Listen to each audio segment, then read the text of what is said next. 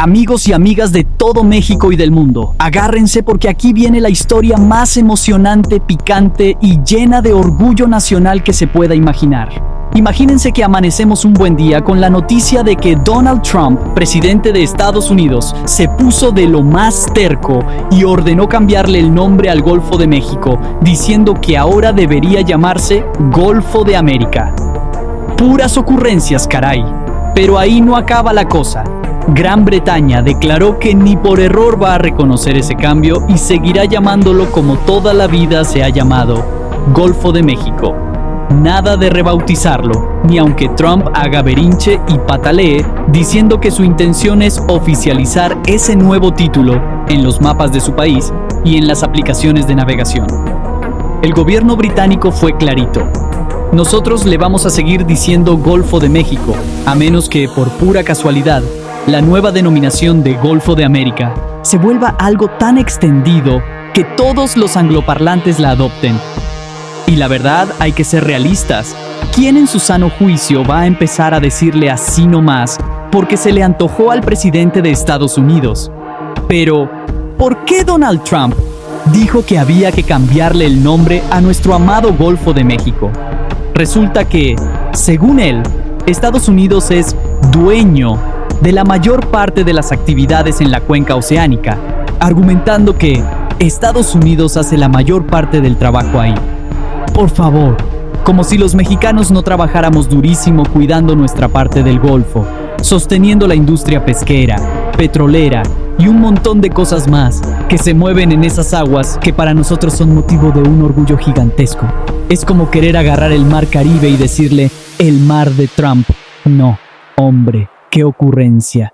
Y bueno, como en Estados Unidos ellos manejan su propia junta de nombres geográficos, Trump, en uno de sus primeros actos al asumir, presionó para que le echaran el lápiz y lo rebautizaran. Fue tan rápido el movimiento que se ordenó que en todos los mapas oficiales estadounidenses se hiciera el cambio en un plazo de 30 días.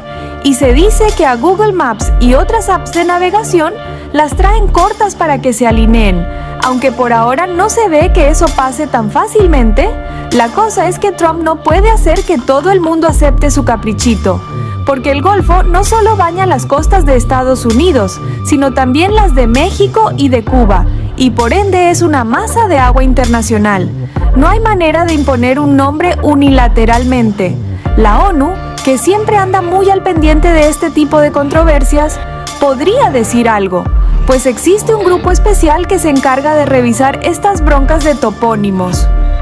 A final de cuentas, cada país puede llamarle a las cosas como quiera dentro de sus fronteras, pero para que el nombre se difunda globalmente, se necesita mucha aceptación. Y sinceramente, no se ve que la gente de repente comience a decirle Golfo de América. La verdad, la historia del Golfo de México no empieza ayer, sino que viene desde 1540, cuando también lo conoció como Ceño Mexicano o Golfo de la Nueva España, para que vean el arraigo histórico que tiene. Y si hablamos en términos de zona económica exclusiva, resulta que más de 829,000 metros cuadrados, o millas cuadradas, según cómo se mida, del Golfo pertenecen a México. Para Estados Unidos son alrededor de 662,000. Así que, ¿cuál Golfo de América?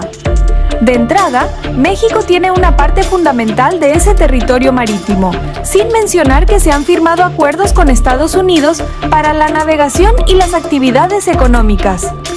Creer que renombrarlo es un simple trámite habla de desconocer las implicaciones internacionales. Justo en la ONU podría armar una discusión sobre el tema, parecido a lo que pasa con las Islas Malvinas, que los ingleses llaman Falklands, y que se anotan en los documentos oficiales de la ONU como Falkland Islands, Islas Malvinas. Que los ingleses llaman Falklands y que se anotan en los documentos oficiales de la ONU como Falkland Islands, Islas Malvinas. Pero en este caso, estamos hablando de un término que todo el planeta reconoce como Golfo de México. Tanto así que cuando a la presidenta de nuestro país, Claudia Sheinbaum, imaginamos en esta historia hipotética que es la jefa del Ejecutivo, le preguntaron, ella dijo con todas sus letras, para México y para el mundo entero, esto sigue siendo el Golfo de México. No veo por qué tendríamos que aceptarle al señor Trump esa ocurrencia de que lo llamen Golfo de América, cuando ni siquiera es una postura internacionalmente reconocida. Incluso señaló que lo que Trump está haciendo solo aplica a su plataforma continental, o sea, la parte que Estados Unidos administra en su territorio. Pero para nosotros sigue siendo el Golfo de México y para el mundo también. La presidenta enfatizó algo muy importante. Siempre hay que comprobar bien lo que dicen los decretos. Si en su decreto Trump habló de su zona, pues allá ellos, pero no puede ir por la vida diciendo que nos cambiemos todos. Cada país es libre de llamarle a sus espacios geográficos como quiera, siempre y cuando no invada la soberanía ni la nomenclatura reconocida internacionalmente. Y al final del día, uno sabe que el mar y sus nombres no se pueden forzar así como así. Luego surgió otro tema interesantísimo. Hubo un informe del Latino Donor Collaborative, una organización con sede en Estados Unidos que investiga y difunde datos sobre la aportación económica de los latinos en ese país. La directora ejecutiva, que nació y creció en México y que ahora también es ciudadana estadounidense, explicó con un enorme orgullo cómo los latinos, y en especial los mexicanos, están que rompen todas las expectativas en cuestiones de contribución económica. Contó que son 63 millones de latinos en Estados Unidos, de los cuales alrededor del 60% son mexicanos, y que juntos suman una fuerza económica, de aquellos que hace temblar a cualquiera que los menosprecie. Ella sostuvo que la percepción que muchos tienen de la comunidad latina en Estados Unidos está bien distorsionada, porque la realidad es que aportan en grande al Producto Interno Bruto estadounidense. Mencionó con toda precisión que los latinos, si fueran una economía independiente, representarían la quinta más grande del mundo. Casi nada. Esto quiere decir que solo quedarían por detrás de Estados Unidos entero, China, Japón y Alemania. Eso quiere decir que superan a naciones poderosas como Rusia, Francia, el Reino Unido y Brasil. Además, es la tercera economía de más rápido crecimiento si una la compara con las 10 más importantes a nivel global, superada únicamente por China e India. ¿A poco no se nos inflan el pecho y el corazón al escuchar esto? Esto demuestra que los latinos, y particularmente los mexicanos, están detrás de mucha de la prosperidad que se genera en la economía norteamericana. Además, dijo que la edad promedio de la comunidad latina en Estados Unidos es jovencísima, rondando los 20 y tantos años, mientras que la comunidad no latina tiene una edad media mucho mayor. Es decir, somos jóvenes, estamos estudiando, estamos graduándonos, abriendo negocios, metiéndonos en la tecnología, en la ingeniería, en las industrias de más futuro. No solamente seguimos en el campo, en la construcción o en el sector servicios, como normalmente se piensa, sino que ya estamos poniendo nuestro sello en la innovación y en el progreso. Ella contó que le ha tocado ir a hablar con los directores generales de grandes corporaciones, con los candidatos presidenciales, con miembros del Congreso de Estados Unidos, y que cada vez que presenta sus datos se les desorbitan los ojos porque les enseñan numeritos fríos, estadísticos, duros, todos certificados por fuentes gubernamentales estadounidenses. Y muchos no pueden creer que la comunidad latina sea tan productiva, tan emprendedora y tan consumidora. Les dice que el 49.5% de las compras de viviendas nuevas en Estados Unidos las hacen familias latinas, cuando la comunidad latina representa alrededor del 20% de la población.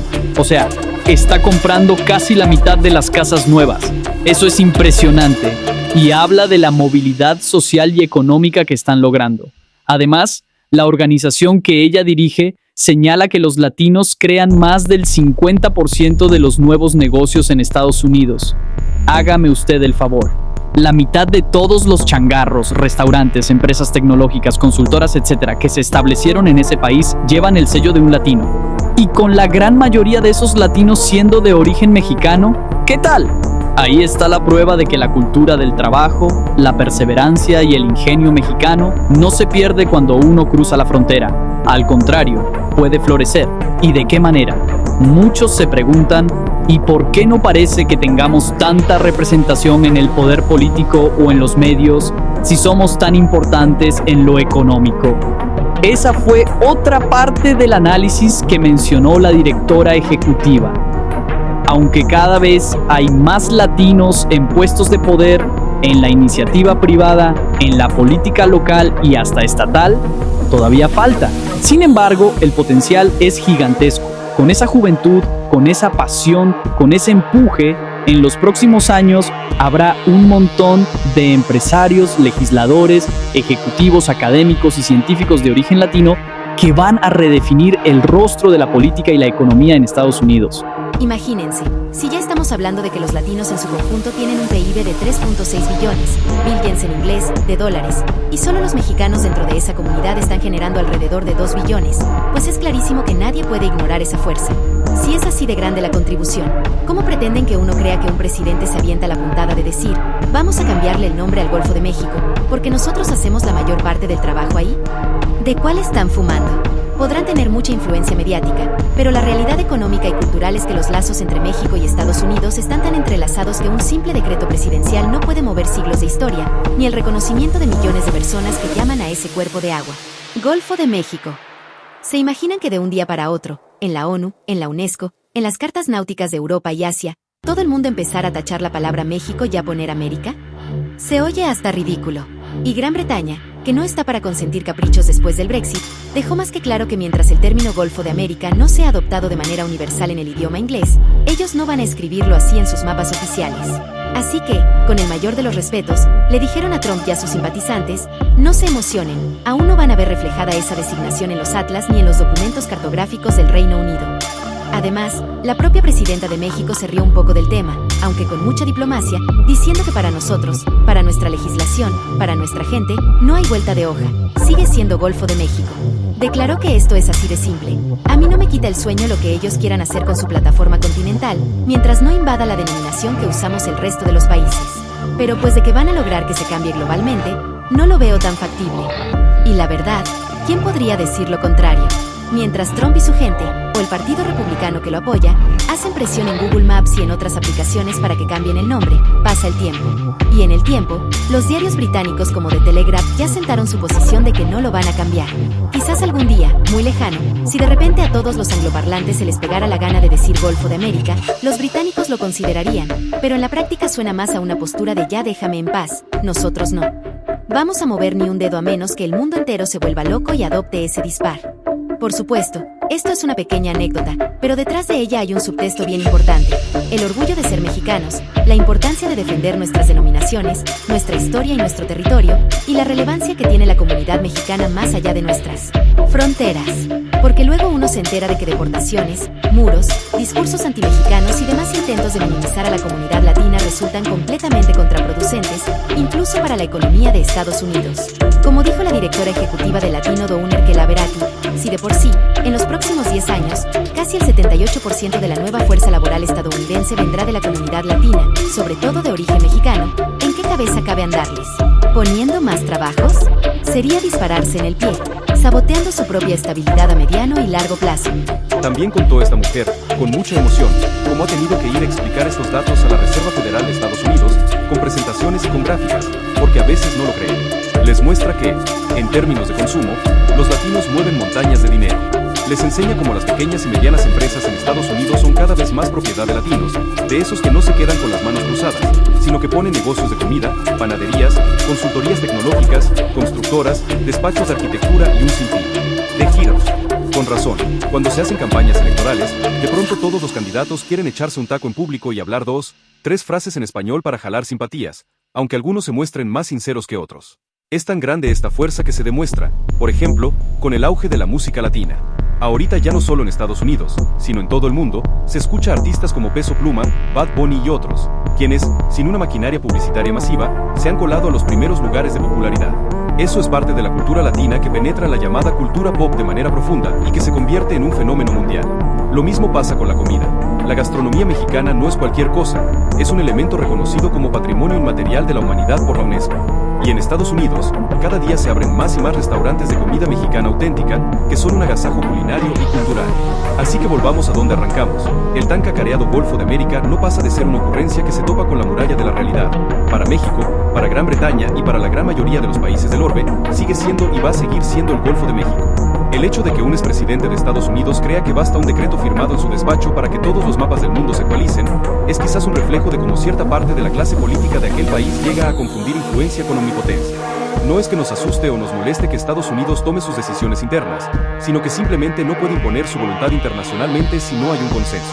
Y la ONU, que siempre se cuela en estos asuntos, podría llegar a opinar si se armara un debate diplomático formal, concluyendo algo así como pues le pueden llamar Golfo de América en sus manuales internos, pero de manera oficial y global sigue siendo Golfo de México, como se ha reconocido desde hace siglos.